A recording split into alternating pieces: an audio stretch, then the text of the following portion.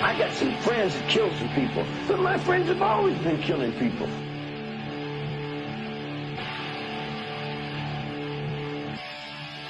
I did not break the law. He kept the body for 1 to 2 days, and he laid the body on the edge of his tub and, quote, slit open his belly, end quote. He took pictures of him. He defleshed him, acidified the flesh and skull, and kept the skull. He had killed more than a dozen people and eaten some of them.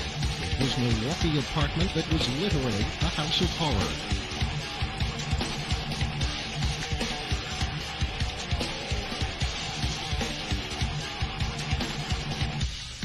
I deserve certainly the most extreme punishment society has, and I think society deserves to be protected from me and from others like me.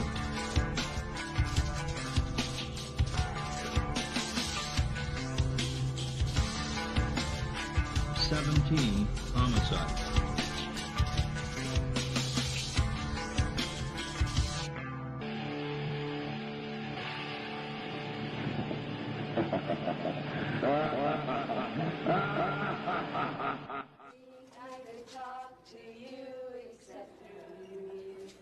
Van Houten claims she originally...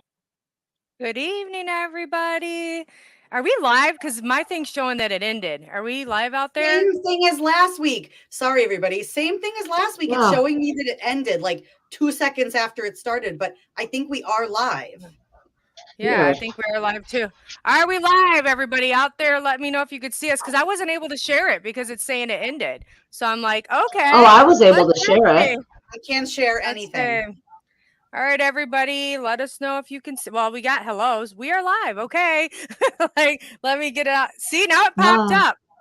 That's weird, isn't it? Okay, let me share this out because I didn't get to do what I wanted to do. Well, so, and Gigi, you want to start, Gigi? You could just start talking. Why we share? Yeah. Oh, what happened already?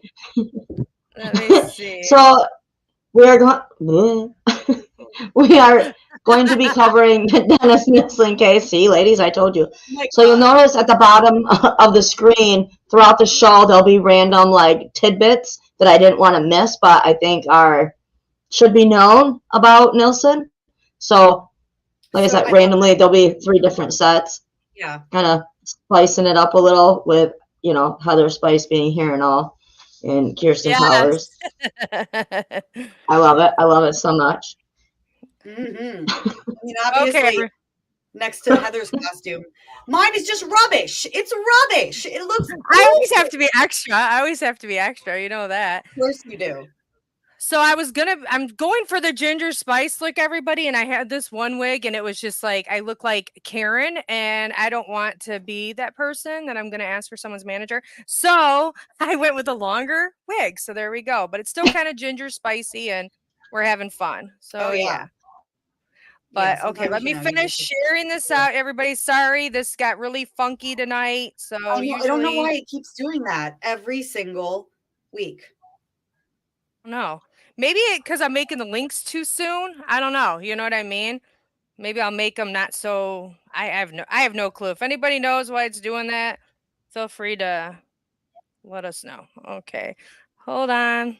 All right, go ahead and share it in the group while I go ahead and talk. So we got breaking news, everybody. I don't know if anybody's been watching the Netflix documentary that's out there, the Murdaugh murders. I'm probably saying that wrong, but I'm not going to spoil the documentary. Did I say it good?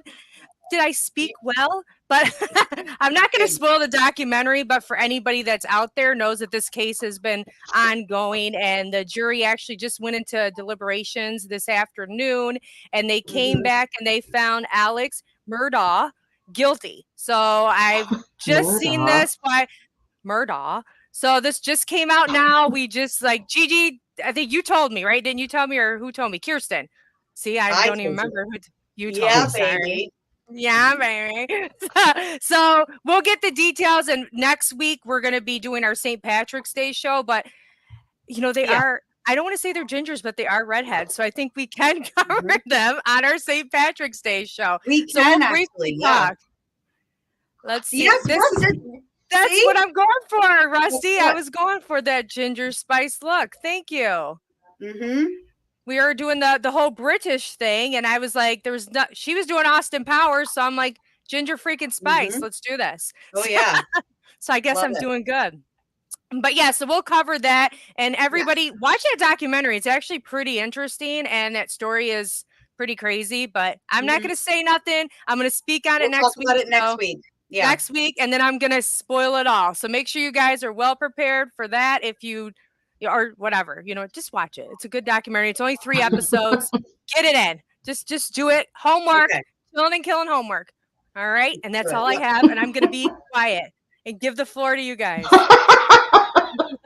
I'm right to you. Go. Right to- What is your drinks for Okay. tonight? I'm drinking this. Oh, No alcohol for me tonight, but this is a good drink, everybody. Karma.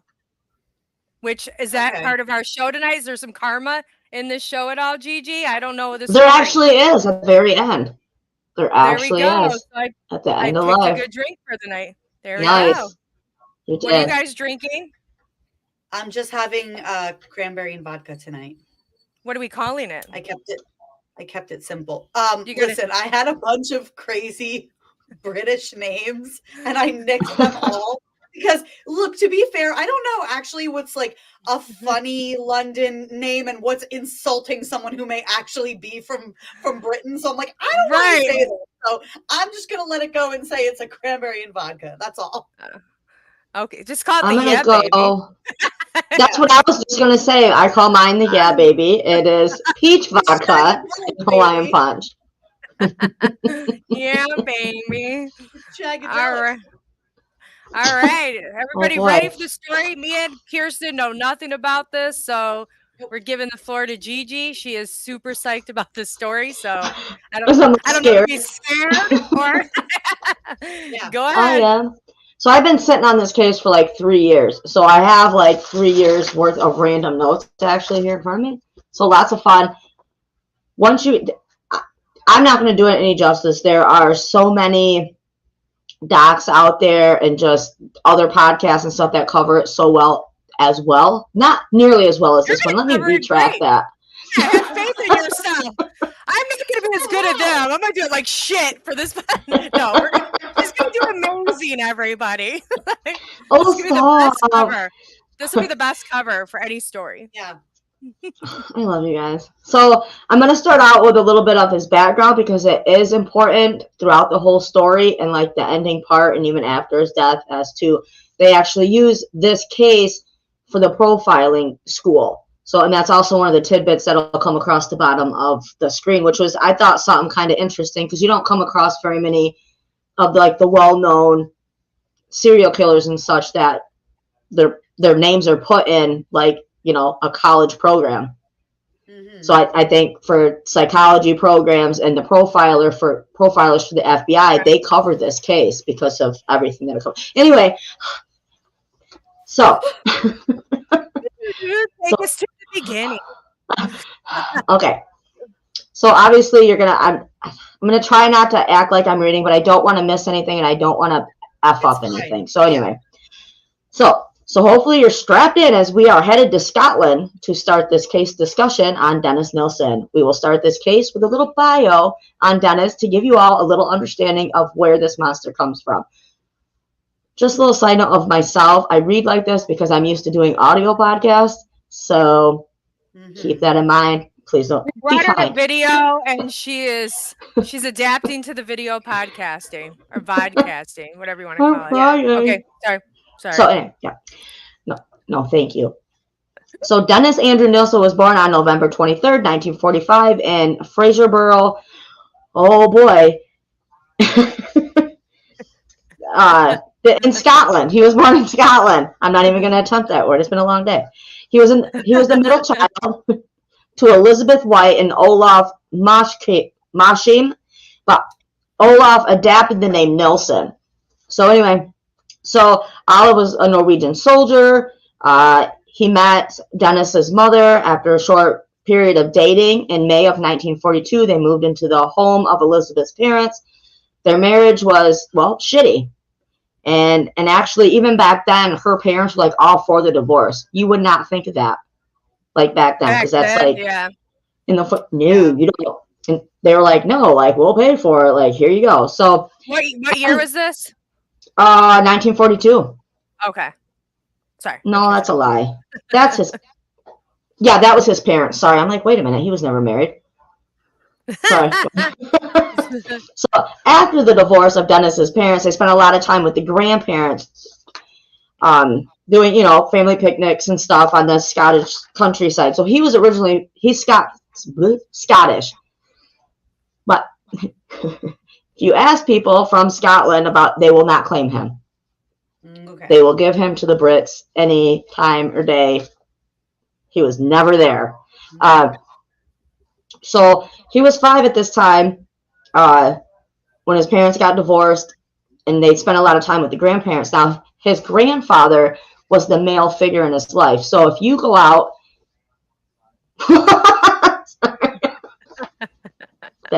she's doing wonderful. I'm doing good. So,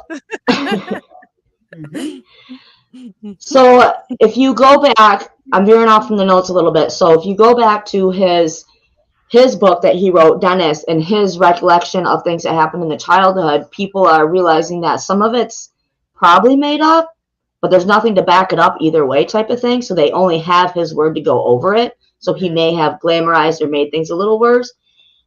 But when you find out how like sick and twisted the things got, it might make sense that some of this came true. So like he had a loving relationship with his grandfather because his father was no longer, you know, in his life. So his So one of his recollections of his grandfather, and this is a quote from his book. So Dennis remembers this as being a child and being with his beloved grandfather. He would say, I remember him as a tall, quiet, powerful figure who took an interest in me. He would take me out on long walks over the sand dune and golf links. It would seem he would have no real interest in my older brother or my sister. Sorry, hit the wrong button. At the far end, at the dunes at the far end of the bay near the stream following the sea, there was a concrete pillbox built in as a part of the sea defense against a possible Nazi invasion during World War II, which had been over for about 4.5 years. He would take me into the dark, slit-windowed pillbox and take down my shorts and hold my penis and tell me to urinate. I must have been about 4 years old at the time. Oh boy. That's quoted out of his book that he wrote about his grandfather. So in 1951, his grandfather's health was shit. But he didn't slow down. He ended up passing away at sea on October 31st, 1951, due to a heart attack. Clearly, this was taken very hard by Dennis because at that age, you know, if that stuff's happening to you, there's a connect. That sounds really bad, but you know where I'm trying to go with this, where he looked at his grandfather differently. You don't necessarily understand what boundaries are or what's right and wrong, and you have that fear, whatever it is, you have that connection. Yeah. Yes. And so, clearly this was taken hard by Dennis, who referred to this as one of the most vivid memories of his childhood. Before the death of his grandfather, Dennis was said to be an adventurous kid. After the loss of what was clearly a huge part of Dennis's life, he became opposite of adventurous. He was known to be very withdrawn and would go to the harbor and watch the boats. He shut off emotions, per se, from here on out. Was this the trigger? So that's one of the questions when they're doing the profile thing, when they get to this part. There's a lot of stuff in between. Obviously, an hour wouldn't be enough. But, you know, was that the trigger to all this? So Dennis shut himself out emotionally and just went through the motions of just being there.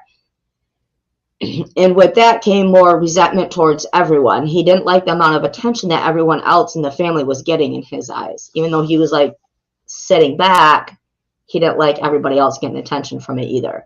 So in 1954 or 55, he went to the beach alone. And this is where he had a weird, this is the story that people are like, oh, okay, this is a little fishy. So he had a near drowning experience. So being under the water, he believed his grandfather would save him and then felt a sense of tranquility. Another youngster saw him and dragged him to the shore. shortly after this. Oh, man, where the hell did that go? So anyway, so during that time, he's saying this boy that was like giving him CPR and probably mouth to mouth he took it as a sexual gesture, even at a young age. Okay. Well, probably because of what he's been through. You know what I mean? Anything like that or touching him or coming at him, he's going to feel that trigger. Yeah, absolutely. It like starts going down the line. So here's some little kid pictures of Dennis.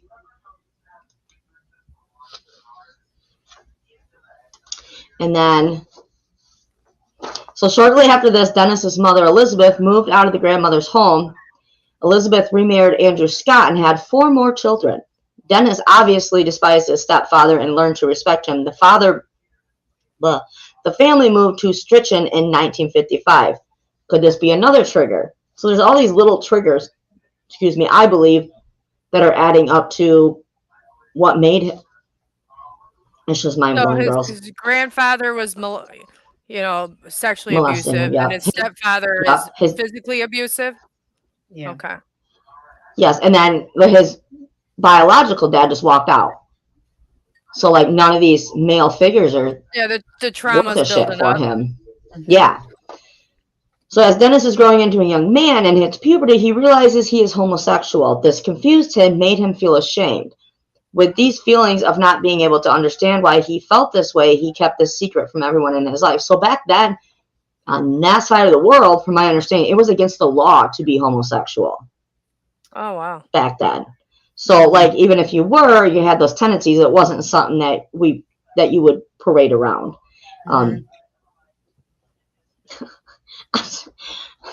Sorry. She like this probably sound pretty fucked up coming. Yeah, she's laughing. She's in on her own jokes. Like she's like, we're like, what is happening? Because these are my notes from when I recorded this for the podcast and never released it from the audio podcast. So okay, so we need to tighten the buckle on this ride because this is where things start getting grim. I think I'm so funny. Anyway, sorry guys. Dennis, not completely understanding himself. It's coming. It's coming, Rusty. This question down here? Okay. Hold on. It's coming. It's coming. We'll have to hang on to our seats. So Dennis, not completely understanding himself being homosexual, yet he would try to figure out loopholes, per se. So, trying to make excuses and such. Such as most of the boys he was attracted to resembled his younger sister, Sylvia. With that thought, he ended up at one point molesting Sylvia. He fondled her. In his mind, he felt his attraction to the boys that reminded him of Sylvia was manifested from his feeling toward his little sister. It comes out around that time he admits he was fondled by a slightly older boy and it wasn't unpleasant.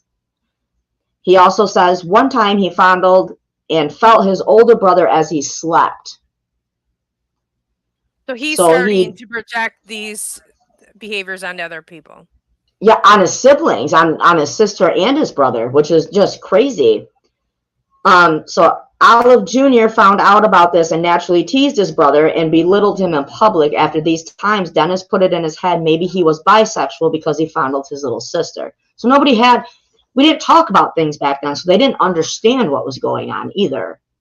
I mean, I'm not justifying this by any means, but he's kind of like, what the hell? And nobody to guide me.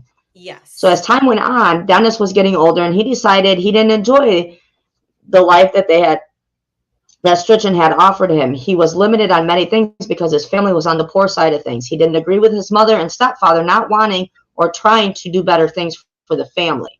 So he was, I think deep down, he was a family man and wanted better for his family. He wanted to provide. But then he had this other crap going on in there too. He was very family oriented from the research and things that you hear about family. He respected the care the parents gave him, however. With this weighing on him, he decided the best move for him was to join the Army Cadet Force at the age of 14. So he went through this all by the age of 14. So during his time at the Army Academy Force, he was holding his own, as excelled in history and art, but had no interest in anything to do with sports. He finished schooling in 1961. From there, he went on to work in a canning factory briefly and was trying to decide which career path to take. 3 weeks into working at the factory, Dennis decides he will enlist in the Army. He intended to train as a chef. He passed the entrance exam and received notification he was to serve 9 years. So in September 1961, he stated his training in the Army Catering Corps, he was excelling within weeks. He referred back to his this time of 3 years being the happiest of his life. So he really excelled in the military life. He needed that structure. He wasn't getting that anywhere else. He was like, but he found it for himself. So like, when you look at it as a whole, it's fucking nuts because it's coming at you from all angles. So during his time in the military, he never showered with fellow soldiers. In fear, he would get an erection and then be called out on being homosexual. He still never told anyone of his sexuality and kept it hidden within himself. So I believe this is, come on. So this middle here is one of his military photos. Good guy. So in case you guys were wondering. So in 1964, Dennis passes his initial catering exam. He was officially assigned. He began to booze it up with his fellow crew. Dennis drank to help with his shyness. It helped him open up, obviously, as I'm trying to do right now. I love when you do that. You're like, a little bit more. Oh, girl, the words. One of these nights, Dennis and it. Oh, like, stop that right now. So one of these nights, Dennis and a German youth drank themselves to the point of not remembering things, type of drunk, like a blackout drunk. Dennis woke up in the German youth's flat on the floor. However, nothing sexual happened that night and piques Dennis' urges and fantasies. Dennis's fantasy included a slender young male being completely submissive. As time went on, and his fantasy escalated to a partner being unconscious or dead. Keep that in mind. With this fantasy in his head, he tried to use these drunken nights with his pals as a way to fulfill his fantasy, in hopes after drinking a lot that one of his colleagues would take him up on the, offer to play out the fantasy. He would even go as far as to be the dead body and would hope one of his pals would take advantage of him. Yeah, see, he just keeps trying to get rid of. I mean, did it work? He was about to find out. So, I mean, like, ooh, if ever, they probably can't. They probably can't make like a movie on him like they did Dahmer, because there'd be like nothing you could show on TV. Like, because it gets pretty. This is nothing. Hold on, I gotta keep going. Oh God, I don't know. HBO Max is pretty rough. Yeah. I feel like Game of Thrones and stuff. Have you seen that shit? Yeah. Maybe we should write them a letter. They can hey, show we got a case for you. Like on TV. Have you seen Hostel? Or the Human Centipede? I think they'll put anything on TV. I knew that was coming out. I knew that was coming out of your mouth. That's always my Human Centipede. Like, I've never been the same since. Neither have I. Sorry, everybody. No. I'm triggered now. I'm completely triggered. We start talking about the Human Centipede. It's all gone now. Holy shit. Here we go. God. So in 1967, he was deployed to the state of Aden. He was a cook at the AI Mansour prison.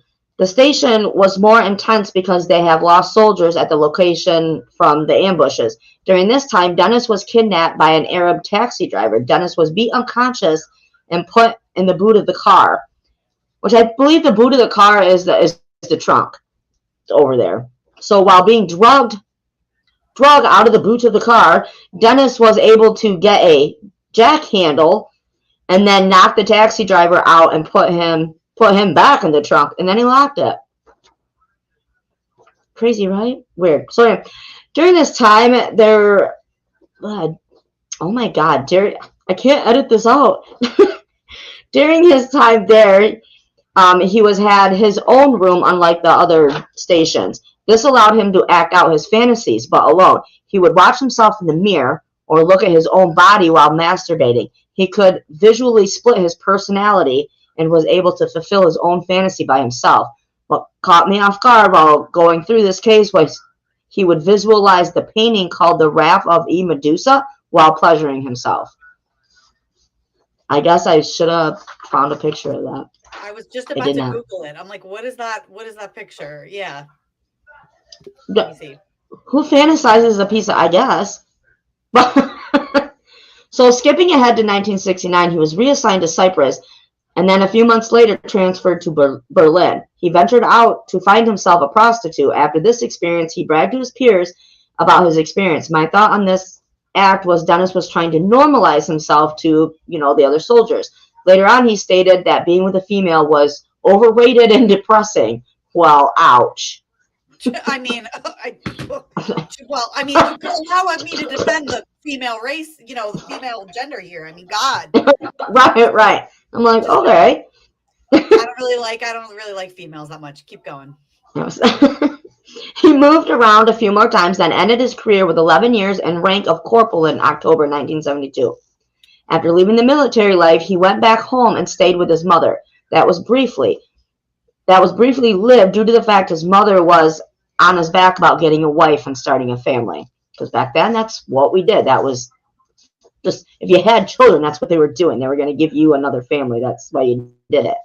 Yeah. As we know, that would be very depressing for him and probably would have down spiraled even worse, if that's even possible. He then tried to stay with his older brother, Olive, and his wife. One night, they were all watching a documentary about homosexuality. On that watch was very against and voiced it. Dennis, however, opposite and started in on gay argument that ended with Olive telling their mother Dennis was gay. This tore the family apart and left no contact between Dennis and Olive and only an occasional letter from the rest of the family. With all this, he decided to join the Metropolitan Police Department and moved to London in December to begin the training. Like, that is out of control. His brother was very mean to him. I mean, yes, he did stuff to his brother, whatever, but I mean, how are you gonna out your brother to your mom? Like, I personally would be like, you know what? I'll go with you. You out yourself. Like, it wasn't his place to do. Anyway, during his time in the Metro Police, he enjoyed his work but missed the Army. He stated drinking alone at night and then found something to start doing besides just drinking alone. He started going out to gay clubs. He did have some casual encounters, but they left him feeling empty. He wasn't getting what he was after. He realized he wanted an actual relationship, not casual. He tried to have a relationship. His thought on this was because his personal lifestyle and his professional life couldn't balance. With all this happening inside him during the same month, his birth father passed away and left the children $1,109.08 in United States currency. He ended up leaving Metro Police after this. So between 1973 and 1982, Dennis held a couple different jobs, security guard, job placement, and was known to be quiet and to be active in the trade of union movement. He was appointed acting executive officer in 1979. In June 1982, he was promoted to executive officer and transferred to another job center in Kentish Town and worked there until his arrest. So, this is some fun stuff coming up. So, I do have some other images here. So, like, come on, Matt. I was on mute. I'm out. I know. I saw your mom. Like, is she speaking to us? Or did she mute us to like yell at the delivery guy or something? I'm like, I don't know. I don't like to assume. That's I'm funny. like, Well, I was keyboarding because Rusty. I have a picture because Rusty sent a picture of the painting that you guys were talking about. So I do have it. If you guys let me put it up real quick. So I just uploaded it, and I didn't want to be like keen and bothering everybody. But there we go. I got you. Okay. So that's the picture. Okay. So there we go. Thank you, Rusty. See how quick we were able to do that? But I had to mute myself because I'm a hard keyer. I'm like, and I didn't want you guys to be like, Heather. Okay. Okay. No. Continue. So he lived. Was continue. I'm waiting for that to. Oh my God. Is she It's breaking not up doing or what I is it need it just to do. okay? There we go. Can you guys still hear me? I can hear you. It is a weird painting. You can hear me? Okay, there we go. Yeah, Now I they're can hear coming you. through. Yeah, you're good. Yeah, you're breaking up a little bit for me, but you're okay right now. Yeah, so. I'm like, Right now you're okay. Yeah. It's karma because they were saying how karma. so My here's drink. like the You just said town. my mic was bad. Mm-hmm. I just wanted to make sure everything was all right. It's my son's refusing to get off his game, so this is what we have. So okay, so one of the places that he's known for living. So there's two places where it just gets insane. So I guess I do have a picture of the Melrose Ave. So Kirsten, this may have been what you were talking about before. So that's one of the crime scenes. I guess I should have waited to bring that up. That's them when they're starting to dig up the bodies. Yeah. And there was the front of it. So crazy. So that was the 195 Melrose Avenue location. So November 1975, Dennis befriended David Callahan. I'm going to say Callahan because I'm not going to try to repeat what I just said. Name show. Yeah, just be first names. David. We don't do last names, everybody. Yeah, we don't. No. So befriended David after breaking up an altercation between David and other patrons from a bar.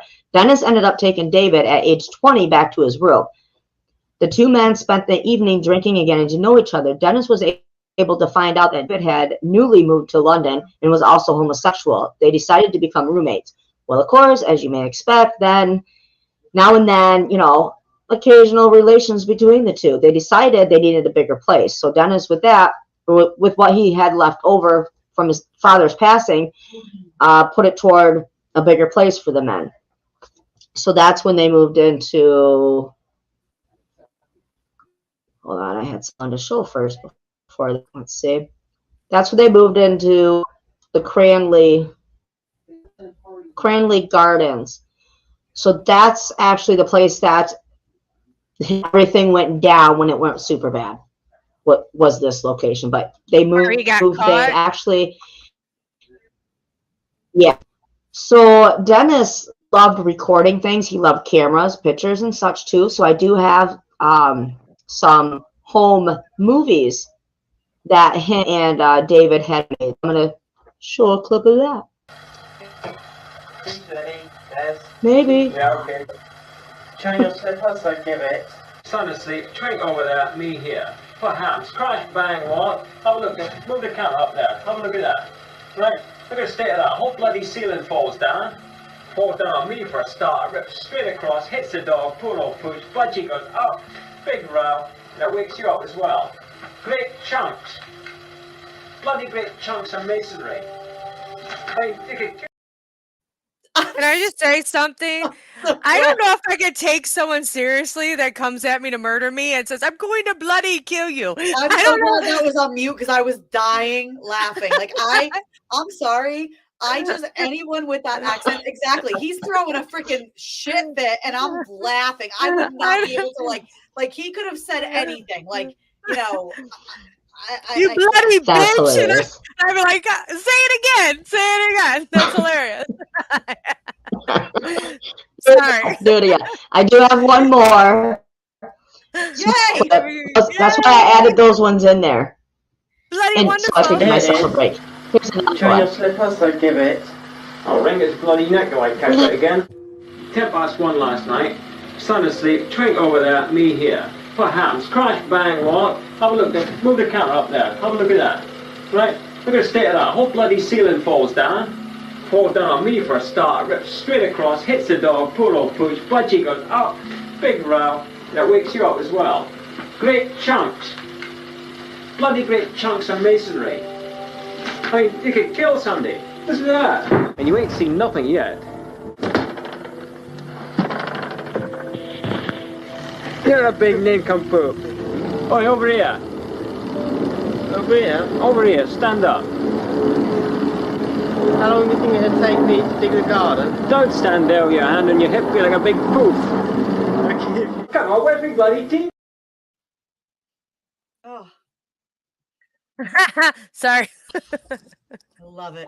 Yeah, nincompoop. Yes, You're- I thought I heard like You- a poop you- word. I'm like, you're "Is welcome." calling someone like a nincompoop? Yes. Look how nice my nieces are tonight. Like they're just like so hi. My nieces are all here. Love you guys. Thank you for watching. Aww. I love them. So Go ahead. sweet. Mhm. They want to see their aunt So- having look ridiculous. So a side note on Back to humans eating humans. Could you look good in any color hair you have. Oh. What? So a side note from them getting a bigger place. So keep this in mind. Prior to signing the deal Dennis made with the landlord, they had to have exclusive rights to the back garden because they had a back garden there. Keep that in mind. Yeah. So after a little time of living here, Dennis realized David's lack of ambition to work and help pay for things. So in Dennis's mind, that made him the main provider, rightfully so in reality. Things seemed to be going okay for a while, then the relationship started to get stressed. They remained living together, but slept in separate bedrooms. They would have the random like one night stands and stuff. Other men come over. In 1977, David ended the relationship, and Dennis demanded that he leave.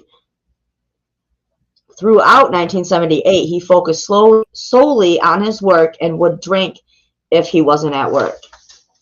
So up until now, he seems to be living a life of someone that struggles with relationships and just trying to survive. All this takes a terrible turn.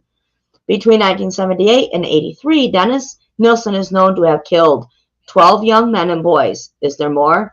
I would say most definitely so. So this is where we start getting into the victims. So the suspected number of victims is said to be up to 15, maybe more, that he's actually been held accountable for. So victim 1, Stephen Holmes. Let's get a second here. I do a very good job. Oh, come on. I'm so sorry. Really? Maybe I don't. I have it written down that I have a picture of him.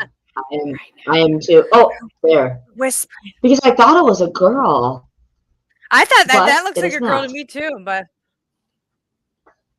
Yeah, you know how they used to have like the big poofs like right here? That's what I thought it was, like on top so there. is this victim? So that's Stephen so Holmes. is it Called victim though?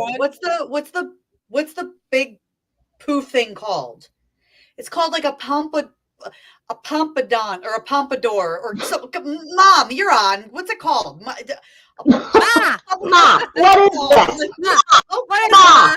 it, Ma? Ma, It's a giant thing on his head, Ma. it's A a thing. pompadour. Thank you, Pompadour. Rusty. Am I saying that right? A pompadour? I think that's right. Pompadour. Pompadour. Okay. I knew it. All right. Thank So That was driving her He was- crazy. She's That's like, hilarious. she's got the poof. I'm like, oh, it's a pom pom. It's a pom. I don't know. it stings. All right, cool. I'm good. So this was known to be his youngest victim. He was 14.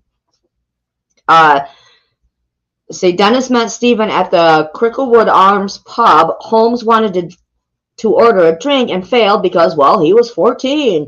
Dennis was already pretty trashed, and by the time that he met Holmes, Dennis offered drinks and music to Holmes if he accompanied him back to his flat.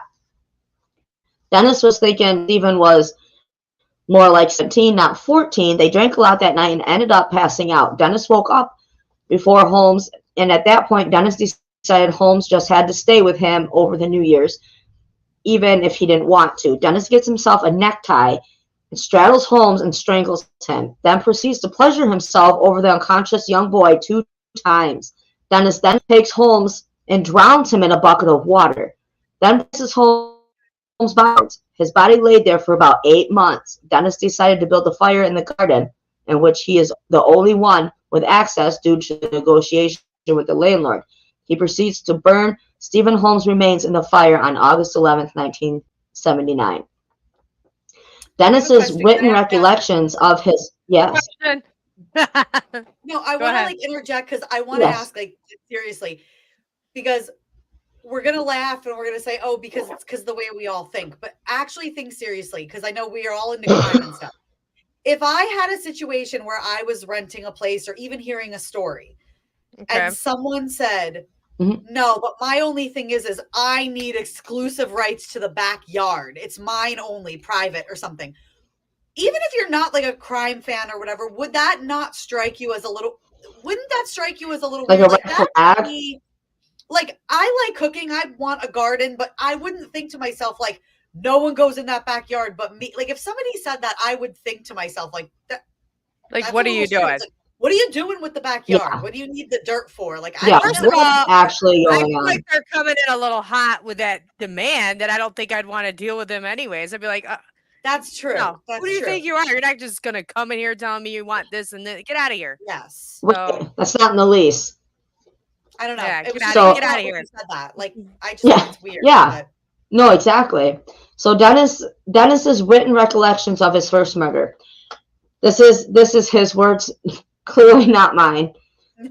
I just need to clarify that. Okay. I eased him into his new bed. A week later, I wondered whether his body had changed at all or had started to decompose. I dismembered him and pulled the dirt-stained youth up off the floor. His skin was very dirty. I stripped him myself naked and carried him to the bathroom and washed the body. There was practically no discoloration and his skin was pale white. His limbs were more relaxed than when I had put him down there. So he buried him under the floorboards. He brings him back up because he misses him after, 8 months? Yeah. Dennis has stated about killing Holmes, I caused dreams which caused death. This is my crime. That's just crazy. So he also states that after this victim, he cut back on drinking until he disposed of the body. Victim 2. Listen, good job, buddy. Here's a sticker. Yeah. I'm liking this path upward. Like this is excellent. All right. Yes. So victim 2 was an attempted murder. On October 11th, 1979, Andrew Ho from Hong Kong came so close to being a murder victim of Dennis Nilsen. They met at a pub, of course, and with the promise of sex, he went back to Dennis's flat. Dennis attempted to strangle Ho, but didn't realize he wouldn't be able to overpower him. Ho escaped and went to the police to make a report. Dennis was questioned about everything, but it was dropped due to Ho not wanting to press charges. Imagine that. Okay. Well, probably a lot of embarrassment with that kind of stuff. People won't press charges. Oh, back then, absolutely. Especially men, you know. Okay. As I'm saying, back then it was not okay. Back then, like you probably would have been murdered yourself. Well, I was thinking, or maybe he was thinking about the repercussions, like him coming back after him. Like I could press charges, but if he doesn't get arrested or something like that, is he going to come back after me? Like I can understand that way. Right, and let's pretend this didn't happen. Mm-hmm. Yeah, right. Yeah. So victim 3, on December 3rd, 1979, Dennis meets up with 23-year-old Kenneth Akadin. This feller, just Kenneth. A Canadian student. just Kenneth. Oh, that's right. I forgot. I'm just going to struggle with words. So Kenneth was on tour of England while visiting family he had there. Clearly, we are seeing a pattern, so without a doubt, we know they met at a pub. Dennis learned he was a tourist and offered to show him the sights. They enjoyed some sightseeing and stopped off for some booze on the way back to the Melrose Ave flat. While the music played, Dennis proceeded to strangle Kenneth with the cord from his headset. I have a picture of that. Old. Ooh. There you go. Oh, okay. This is that's a strong cord. Yes, that's actual. picture of the evidence. Can we do a side by side of that headset and the one that Miss Ginger Spice up there is wearing tonight? Can we do like that's a little scary. There, Ginger. Can you imagine? Can you imagine by this headset? Yeah. Kitty headset. And this is all in evidence, my little cat ears. Yeah. That would be Oh, amazing. this took a really weird turn. Not amazing. You guys know what I mean. I do know what you mean because I laugh at like the things I shouldn't be laughing at. I get it. I know. Can you picture them like when they're booking her, like one pink set of cat earphones? Check. One British little dress. Check. One red-headed wig. Check.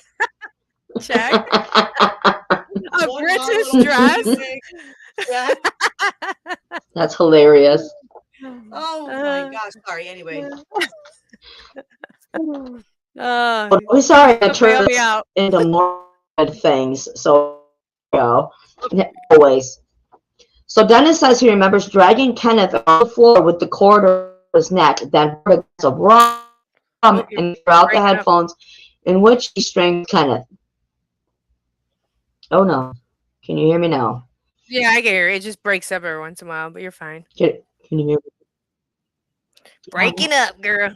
You're okay. Not what I wanted for this one. No. So, I'm gonna say. Dennis says he remembers dragging Kenneth across the floor and the cord around his neck, then poured a glass of rum and listened to music through the headphones in which he strangled Kenneth. The next day, Dennis went out and bought a camera. He went back to his flat and took pictures of Kenneth's body in different positions before placing Kenneth's body in the floorboards, because, you know, that's where you put a body. For the first time, he places him spread eagle above the bed and watches TV for hours. Before placing Kenneth's lifeless body under the floorboards, he wrapped him in plastic. 4 times that night, Dennis retrieved Kenneth's body from the floor and sat it up in an upright position in a chair and watched TV and drank. That's normal. Pretty normal. I mean, that's pretty much what we're all going to do after this, right? I mean, right. So victim. Can you see my room? Victim. Can you see my body, right? No evidence. No evidence. We. Everybody pleads the fifth. I'm trying to see if I have. Okay, victim 4. It's a murder on May 17, 1980. Dennis met Martin Duffy on his way from a union conference. Martin was a 16-year-old catering student from Birkenhead. He hitchhiked to London without telling his parents on May 13th. Duffy was living the life of a nomad when he met Dennis. Dennis was aware of this, and his situation made for an easy hunting for Dennis. Dennis promised the usual accommodations at his residence, knowing Duffy would follow suit. After Duffy had fallen asleep, Dennis straddled his chest and tightened the necktie around his neck. Dennis then took Duffy to the kitchen and drowned him in the sink. Then took Duffy's body and bathed it. After the bath, Dennis placed the body in a kitchen chair, then moved it back to the bed, and then that's where he was strangled. Dennis then proceeded to seduce the lifeless body. After seducing the lifeless body, he pleasured himself sitting on Duffy's stomach. He stored the body in the cupboard for 2 days, then noticed bloating had occurred, and he placed him under the floorboards. After the Duffy murder, Dennis escalated his murders. Before the end of the year in 1980, he had killed 5 more victims. Dennis also had another attempted murder. Out of the 5 murder victims, only 1 has been identified. On August 20th, Dennis doesn't remember much from these unidentified victims. However, what he does remember is how they were murdered, how long he kept the bodies. Over time, these bodies would smell and cause bugs everywhere. He tried covering up the smells with different deodorants and sprays for bugs. In the 80s, he decided to burn the remains. He put a fire in the smell, caused the smell of the burning bodies. He had 3 children from the neighborhood to the fire. After the fire was out, he took the rake through the ashes to be sure there wasn't any recognizable bones or fragments or anything like that left behind. He recalls a skull being left in the ashes. He crushed it to pieces. What happened here? So we got. I'm gonna have to jump ahead with this because we're at 49 minutes, so we're gonna have to get some cliff notes. Well, there's like so much more. I honestly can't do the cliff notes. I'm the timekeeper. You're the something. You real sergeant. Yeah. So I think. Well, I'm not going to be able to.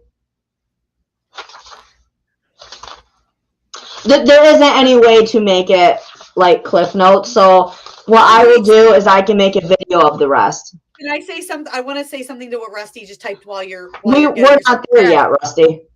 Yeah. So Rusty, I literally just said this to Gigi before the show started, that I was telling my one girlfriend that we were doing the show tonight, and she's from London, England. I don't know exactly where she lives, but she's lived over there, her whole life.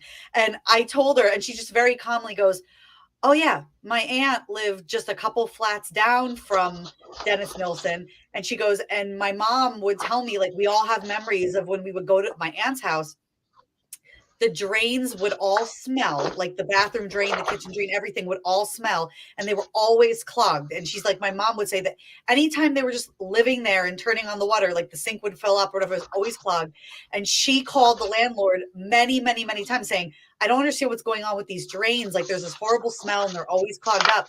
And then, when it came to the time eventually that they caught him and he got arrested, everyone kind of in that strip of houses sort of went,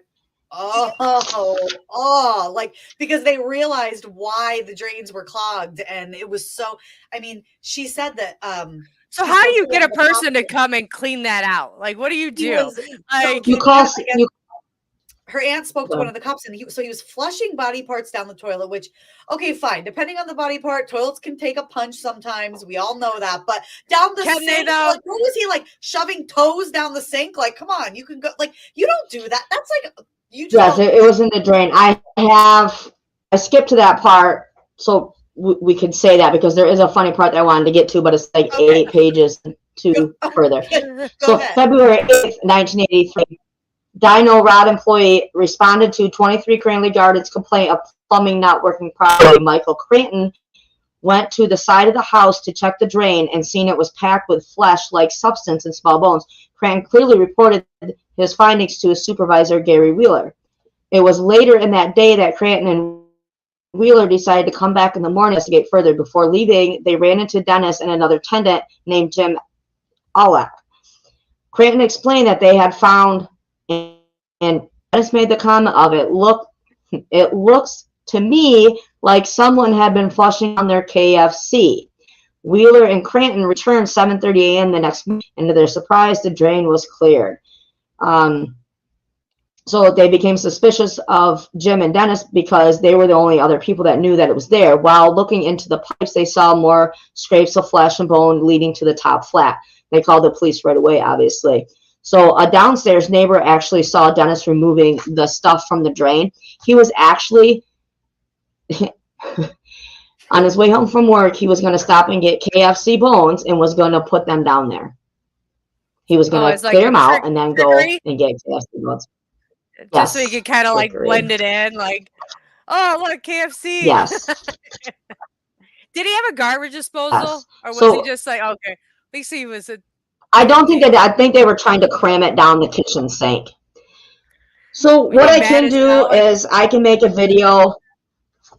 Well, let's jump ahead of the rest of this. Where did he get arrested? I can't. He's like, I just can't. There's too much. Like, I can't. No, I really can't because there's like a whole confession thing. There's, him getting arrested, him getting out, and then getting arrested again, and the confession. And okay, if your life depended on it, February, 3 minutes to explain the whole thing. Go. Yeah, if your life depended on it. Go get some KFC and put it in your sink.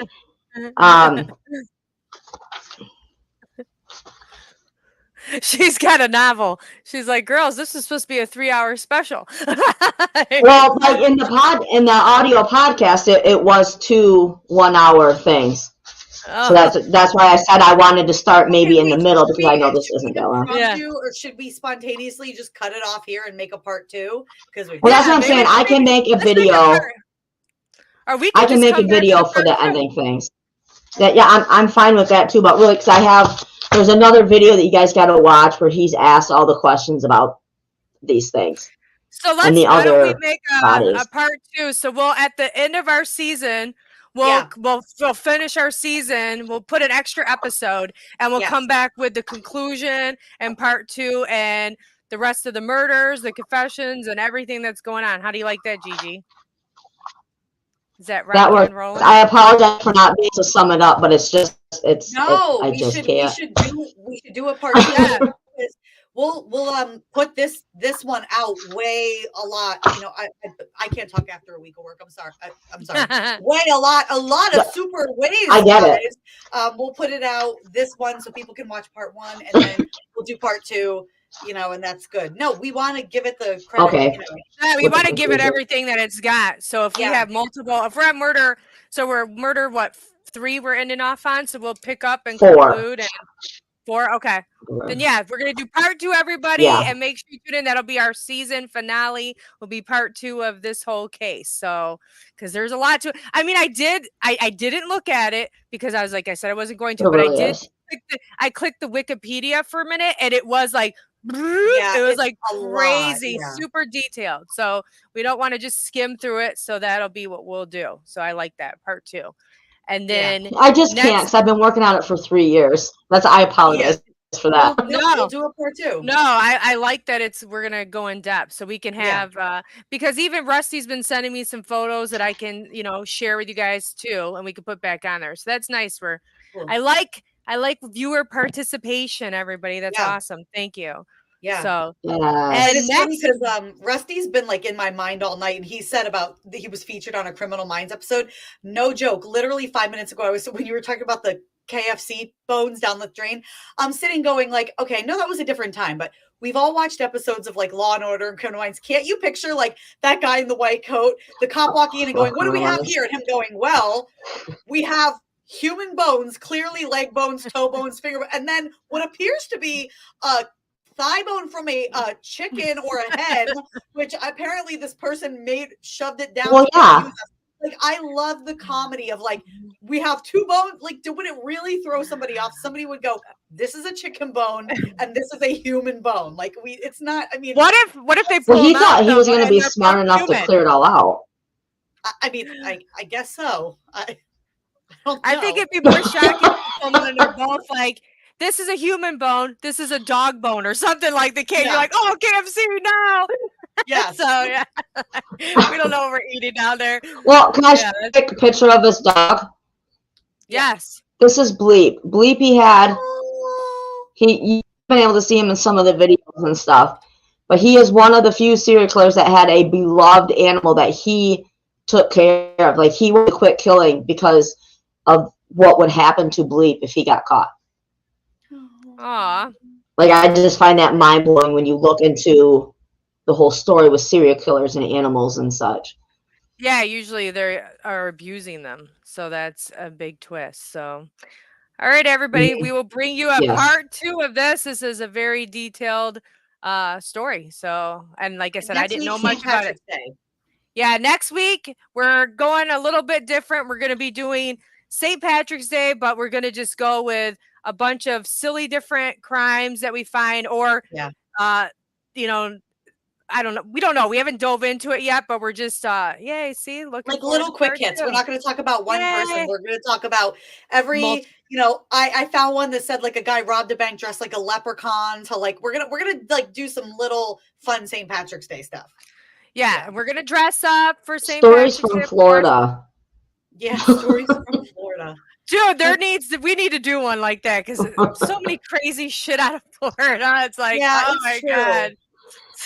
So next week it is insane. I always post stuff and be meanwhile in Florida. It's like always so crazy over there.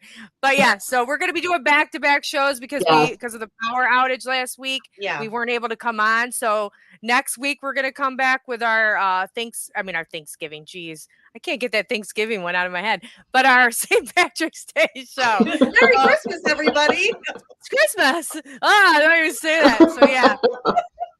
So yeah. So everybody wear your green, get ready, early Patrick's Day with us. Yes. And let's just do some fun crimes. And yeah, I'm looking forward to it. So yeah. Fun crime. Let's do fun crime. I love that. I know. I'm like, don't talk about murder. We're gonna just talk about some fun St. Patrick's Day murders, all kinds of fun stuff. Yeah, it's always fun if you're dressed like a leprechaun. Right. So like that is we're true. goofy guys. You know how we are. If you're tuning in, you know our sense of humor. If not, tune out. Yeah. Just keep it as simple as that. Yeah, true crime fun. Thank you. Yes, you got to have it. So, all right, everybody, good night, and look forward to that part 2. And we will, reshare before we do part 2, so you guys can, be up to date. But yeah, good night, everybody. Stay chilling and killing. Night. Good night.